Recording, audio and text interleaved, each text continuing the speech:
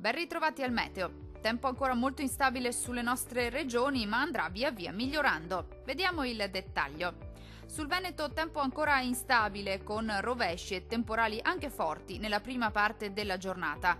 Fenomeni comunque via via in attenuazione col passare delle ore. Qualche schiarita soleggiata in più al pomeriggio migliorerà ovunque entro la serata. Temperature in ulteriore calo, con minime tra 10 e 14 gradi. Massime comprese invece tra 17 e 21 gradi circa. Spostiamoci ora a vedere che tempo farà sul Friuli Venezia Giulia. Poche novità, anche sulla nostra regione il tempo sarà molto instabile, specie al mattino.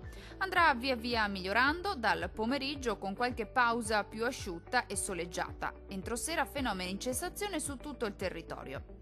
Temperature in diminuzione con minime tra 12 e 16 gradi, massime comprese invece tra 18 e 20 gradi circa.